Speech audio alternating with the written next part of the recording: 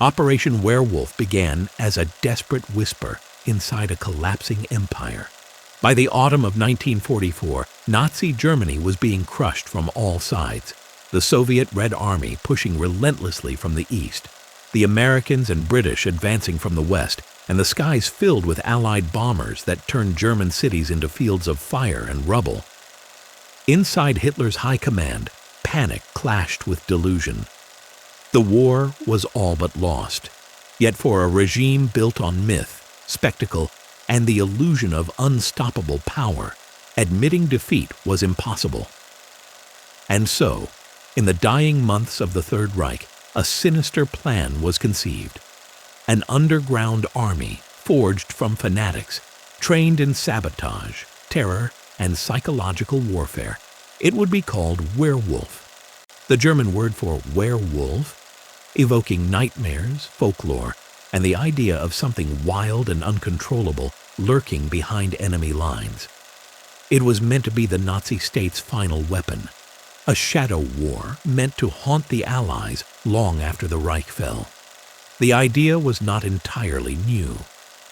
As the tide of war turned against Germany, Adolf Hitler and Heinrich Himmler became obsessed with the idea of guerrilla resistance.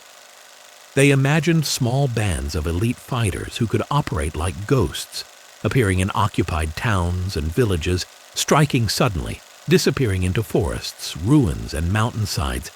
Hitler saw it as both a military necessity and an ideological crusade. If Germany was destined to fall, then its enemies should suffer for every inch they gained. Bridges could be blown, supply routes disrupted, collaborators assassinated. The war, they fantasized, could continue indefinitely as a kind of invisible nightmare. But it was Heinrich Himmler, head of the SS and architect of some of the regime's darkest crimes, who became the true father of Operation Werwolf. He envisioned a force of fanatics willing to die rather than surrender, young men and women shaped into symbols of eternal resistance. To bring this vision to life, Himmler recruited SS Obergruppenführer Hans-Adolf Prützmann, a man known for his brutality on the Eastern Front. Prützmann had studied Soviet partisan tactics and believed he understood how successful guerrilla warfare could paralyze an invading army. He established special training camps hidden in forests, mountains, and remote provinces. Recruits were hand-picked, SS loyalists, Hitler Youth members, and soldiers considered ideologically pure. Some were teenagers, others were battle-hardened officers who had already lost everything. In these camps, the recruits learned how to operate radios, build and plant explosives, navigate by night, perform silent kills, cut telephone lines, and melt into the countryside without leaving a trace. They were trained to live off the land, surviving in forests for weeks. They studied forging documents and disguises. They practiced assassination techniques. They dug hidden bunkers and supply caches. Their instructors told them that surrender was dishonor. Their mission was to fight even after Germany itself no longer existed. The propaganda machine quickly seized on the idea. Nazi radio broadcasts, pamphlets, and newspapers began speaking of a new supernatural force rising to protect the fatherland. The name werewolf was chosen because it was meant to sound primal, terrifying, and eternal. It hinted at something more than human. The regime wanted the Allies to believe that an invisible army would stalk them through the ruins of every German city, ready to strike at any moment. Posters appeared showing a wolf's silhouette against a moonlit forest, promising revenge. Joseph Goebbels amplified the idea until it became a legend in the minds of both Germans and invading soldiers. The myth, in many ways, became more powerful than the actual organization because it created paranoia even where no resistance existed. In reality, Operation Werwolf never reached the size, scope, or coordination that its architects imagined. The training camps produced far fewer operatives than planned. Supplies were scarce, communication lines crumbling, and German forces were retreating on every front. Still, pockets of werewolf units were deployed as the Allies advanced deeper into the Reich. The first known operations took place during the Battle of Aachen in late 1944, where Werewolf members attempted to sabotage Allied supply lines. They hid in the forests outside the city, striking at night, planting explosives on vehicles, and occasionally targeting patrols. Their attacks were small but alarming enough that Allied commanders began issuing warnings about guerrilla tactics. As American forces pushed into German territory, they encountered signs of an underground network, booby traps left inside abandoned homes, telegraph wires sliced in the middle of the night, and local civilians who whispered about young men disappearing into the woods with weapons. The Allies responded with caution, sometimes with fear, and often with overreaction. Every bomb that exploded, every sniper shot, every piece of sabotage was attributed to werewolves, even if the source was an isolated fanatic or a retreating soldier with no connection to the program. The legend was growing faster than the reality. One of Werewolf's most infamous acts came in March 1945, when a werewolf team assassinated Franz Oppenhoff, the newly appointed mayor of Aachen. Who had been installed by the American military government. Oppenhoff represented what the Nazis feared most: the rebuilding of Germany without them. A group of trained werewolf operatives parachuted near the city, infiltrated under disguise, and shot Oppenhoff outside his home. The assassination sent shockwaves through the Allied command structure. It appeared to confirm their darkest fears, that Nazi operatives would continue to strike even after Germany surrendered. Another incident, equally haunting to Allied soldiers, occurred when a werewolf group executed a German woman accused of collaborating with American forces. They left a note declaring her death a punishment for treason. This internal terror served the Nazi leadership's purpose as well, to frighten ordinary Germans into resisting occupation and to show that the Reich's ideology remained alive, even as its armies collapsed. Yet these operations, though dramatic, were scattered and limited. Many werewolf units never saw action. Some dissolved before the war ended. Others were captured with little effort. Still, the idea of a vast underground Nazi insurgency terrified the Allies. American newspapers warned that the occupation would be bloody and prolonged. Some military planners predicted years of resistance, comparing Germany to what the Soviets experienced in Ukraine or what America would later face in Vietnam. But when German forces finally surrendered in May 1945, the truth became clear. Operation Werwolf was more myth than military threat. In the chaos of the Reich's collapse, most werewolf plans disintegrated. There was no unified command. Supply caches were abandoned or looted. Many recruits chose surrender over martyrdom, realizing the war was lost and that continuing the fight meant only death. Some werewolf leaders fled or melted into civilian life, hoping to avoid retribution. Others were arrested by the Allies and interrogated about the scope of the organization. Their testimonies often revealed confusion, disorganization, and desperation rather than a cohesive resistance movement. Despite the program's minimal real impact, its psychological influence was enormous. In the early months of the occupation, American and British soldiers were hyper-aware, interpreting any act of sabotage or violence as evidence of werewolf activity. A drunken brawl, a robbery, or an accidental fire might be blamed on werewolf agents. Rumors spread quickly through barracks that German teenagers were being trained as assassins, that forests were filled with hidden bunkers, that every village might be a trap. Commanders issued strict curfews, banned gatherings of young Germans, and deployed patrols to hunt for phantom partisans. The paranoia was sometimes stronger than the threat itself. The Soviet occupation zones experienced even more tension. Soviet troops, shaped by years of brutal warfare and political indoctrination, were deeply suspicious of any sign of resistance. They often responded harshly, sometimes violently, to suspected werewolf activity.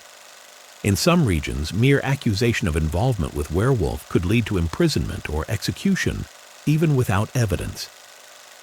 For the German civilians trapped in these zones, the fear of being associated with werewolf became a burden that lasted for months. Back in the ruins of Berlin, Joseph Goebbels continued to use werewolf as a propaganda weapon until his final days. In broadcasts filled with fiery rhetoric, he claimed that werewolf units would make Germany ungovernable for the Allies. He promised a shadow war that would last for generations. But Goebbels himself would not live to see the end. He committed suicide in Hitler's bunker as Soviet forces took the city. With his death, the last voice promoting werewolf fell silent. In the aftermath of the war, the Allies launched efforts to dismantle any remaining werewolf cells. They confiscated weapons, raided suspected hideouts, and interrogated thousands of former soldiers. What they discovered was often far less menacing than expected. Many alleged werewolf operatives were simply frightened teenagers who had attended brief training sessions but never carried out any missions. Others had no connection at all. The label werewolf had become a catch-all term for anyone suspected of resisting occupation. Still, some die-hard Nazis remained determined to continue the fight long after the Reich fell. In isolated incidents across Germany and Austria, small groups carried out acts of violence or sabotage, often under the banner of werewolf. But these acts were sporadic, disorganized, and quickly crushed. By 1946, the threat had largely faded. Operation Werwolf, once envisioned as a vast underground army, had become a fading ghost in the collective memory of post-war Europe. Yet the legacy of werewolf did not disappear entirely. Over time, the myth took on new life, especially in the Cold War era, when the idea of a lingering Nazi insurgency fit neatly into narratives of espionage, sabotage, and ideological struggle. Books and films portrayed werewolf as a powerful and terrifying force, exaggerating its scope and abilities.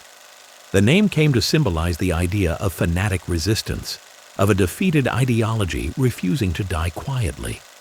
In some circles, it even inspired extremist movements seeking to revive or reinterpret the legacy of the Third Reich, though these modern groups have no direct connection to the historical werewolf units. For historians, Operation Werwolf remains a study in how fear and myth can shape the outcome of war as much as bullets and bombs. The program itself was poorly organized, under-resourced, and ultimately ineffective. But the psychological impact it created was far greater than its tactical achievements.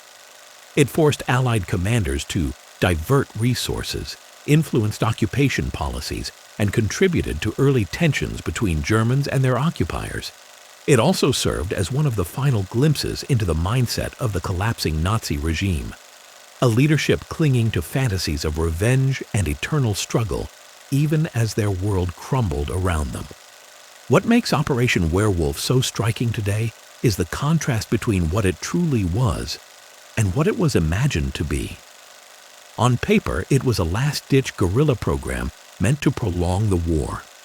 In reality, it was a desperate symbol of a regime that refused to accept defeat. But in the minds of soldiers, civilians, and later storytellers, werewolf became something far larger.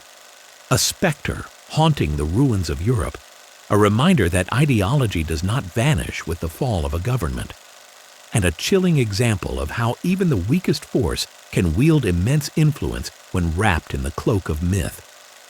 The story of Operation Werwolf also highlights the human dimension of the war's final months. The young boys and girls of the Hitler Youth, indoctrinated since childhood, were told they could become heroes if they joined. Many believed it. They dug trenches, carried weapons, prepared hideouts, and waited for orders that never came. Some of them died in futile acts of resistance. Others hid in fear as their world collapsed. The civilians caught in the middle, ordinary Germans who simply wanted the war to end, found themselves terrified by both the approaching Allies and the threat of punishment from werewolf operatives who saw surrender as betrayal. As the Allies administered Germany, they gradually realized that the best way to defeat any potential underground movement was not through brute force, but through rebuilding society. They reopened schools, restored civil services, and established new political institutions. They encouraged democratic participation and economic development. In doing so, They undercut the very conditions that could have sustained a long-term insurgency. Within a few years, the idea of coordinated werewolf resistance had faded into history. Still, in the collective memory of World War II, Operation Werwolf remains a haunting footnote, a reminder of how close Europe came to a prolonged shadow war. It is a story of fear, fanaticism, and the power of psychological warfare. The Nazis, even in their final hours, understood that myths can be weapons. And Werewolf, though militarily insignificant, became one of their final attempts to shape the world through fear. As we look back today, Operation Werwolf stands as a cautionary tale. It shows how authoritarian regimes weaponize youth, amplify paranoia, and create legends to mask their own weakness. It shows how the end of a war does not always mean the end of conflict, and how the ghosts of ideology can linger long after the guns fall silent. And it underscores the importance of understanding history not just as a series of battles, but as a complex interplay of belief, fear, and propaganda. For the soldiers who marched into Germany in 1945, the fear of werewolf was real. For the civilians who lived through those final months, the threat of being caught between two forces was terrifying. And for the historians who study it today, Operation Werwolf remains one of World War II's most compelling examples of how myth and reality can become intertwined, shaping both the present and the future. Operation Werwolf never became the insurgent army the Nazis wanted, but its story endures, part fact, part legend, and entirely a reflection of a regime that, even in collapse, could not let go of the shadows it had created.